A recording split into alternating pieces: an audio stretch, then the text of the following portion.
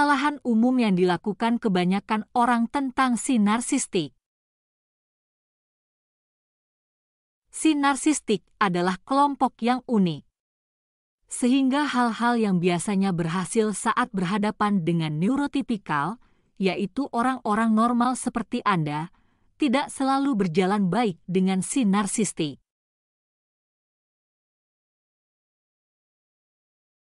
Banyak orang membuat kesalahan yang sama ketika berhadapan dengan si narsistik, karena mereka menganggap si narsistik adalah neurotipikal. Dan bahkan jika kebanyakan orang tahu mereka adalah si narsistik, mereka mungkin tidak cukup tahu hal-hal mengenai narsisme. Inilah beberapa kesalahan umum yang dilakukan orang ketika berhadapan dengan si narsistik. 1. Asumsikan mereka memiliki empati.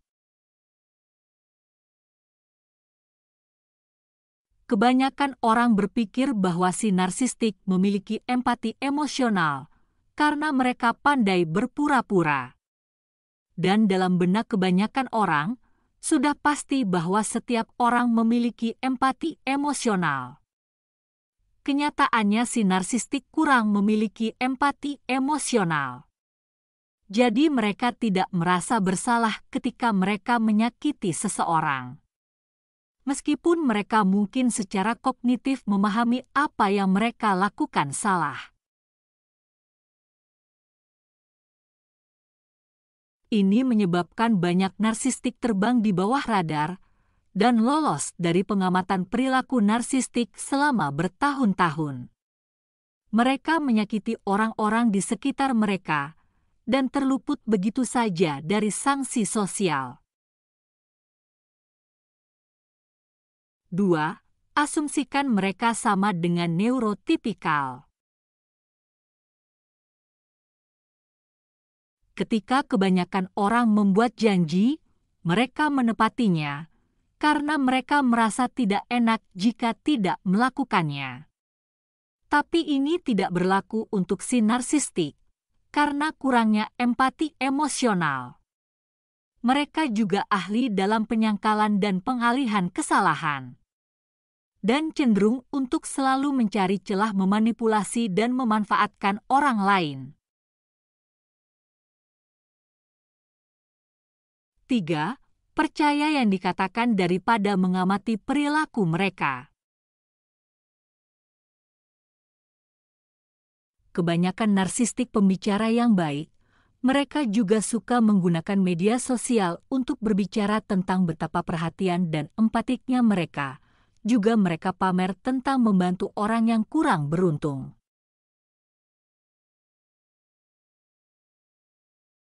Mereka juga bisa bekerja dalam profesi peduli, seperti perawat, guru dosen, atau bahkan ahli agama.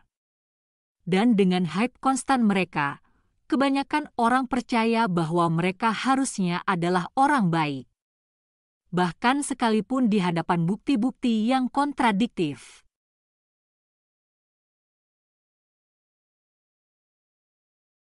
Kebanyakan orang sering membuat kesalahan dengan lebih mendengarkan apa yang dikatakan si narsistik daripada melihat apa yang mereka lakukan. Meskipun tindakan dan perilaku mereka sungguh sangat berbeda.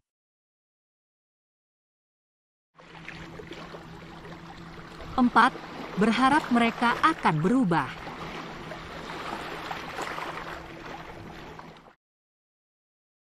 Si narsistik nyaris tidak membuat langkah apapun dalam perkembangan emosional mereka.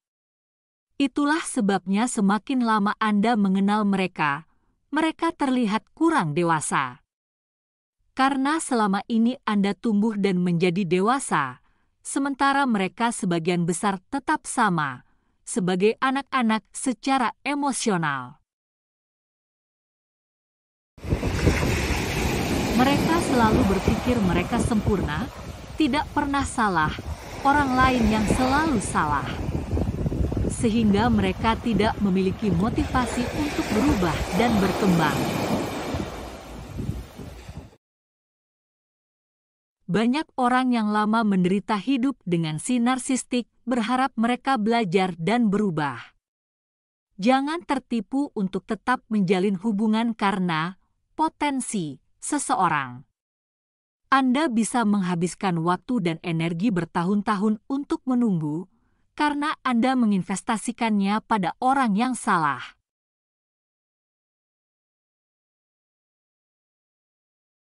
5. Asumsikan mereka tidak sempurna tapi orang baik.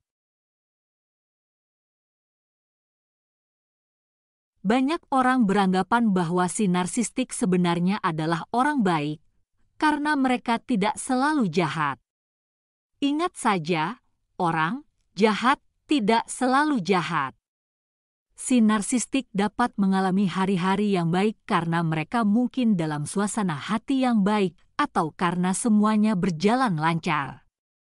Atau mereka bisa memiliki motif tersembunyi untuk memperlakukan seseorang dengan baik karena ada rencana udang di balik batu untuk mereka. Hal ini menyebabkan banyak orang mengabaikan hal-hal buruk yang si narsistik lakukan secara konsisten.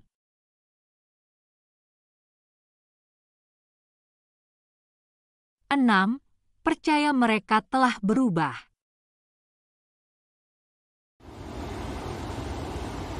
Kesalahan umum yang dilakukan orang adalah percaya bahwa si narsistik telah berubah ketika mereka berperilaku baik untuk sementara waktu.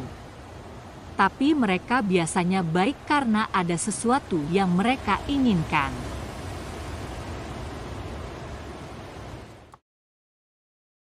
Di tempat kerja, si narsistik mungkin tiba-tiba menjadi pekerja yang rajin ketika ada promosi di depan mata.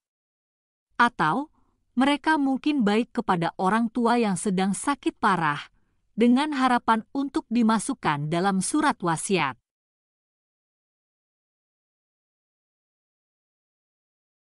Kebanyakan orang merasa sulit untuk percaya bahwa seseorang akan mengubah seluruh kepribadian mereka dan berpura-pura baik selama berminggu-minggu, bahkan berbulan-bulan, hanya untuk mendapatkan sesuatu yang mereka inginkan. Tapi itu karena mereka tidak mengerti narsisme. Sebaliknya mereka tertipu dengan berpikir bahwa si narsistik telah berubah. Dan mereka lengah membiarkan si narsistik mengambil keuntungan.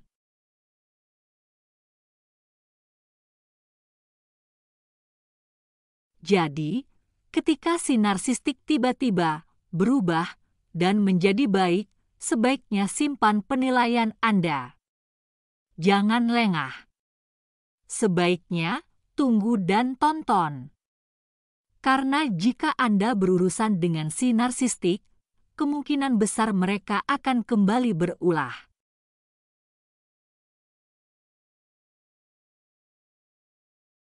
7.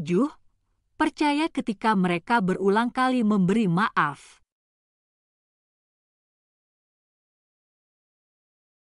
Kebanyakan narsistik dapat menatap mata seseorang dan meminta maaf dengan tulus, meskipun mereka tidak bersungguh-sungguh. Dan karena kebanyakan orang dibesarkan untuk memaafkan dan melupakan, maka si narsistik sering berhasil menipu mereka. Jika si narsistik mengetahui bahwa mereka dapat dengan mudah mendapatkan pengampunan dengan permintaan maaf palsu, maka mereka akan menggunakannya. Mereka mungkin akan lebih sering melakukan kejahatan kepada Anda karena mereka tidak merasa bersalah atas apa yang mereka lakukan. Dan sekarang mereka telah belajar bahwa yang perlu mereka lakukan hanyalah mengucapkan beberapa patah kata, dan semuanya dimaafkan. Artinya tidak ada konsekuensi atas tindakan mereka.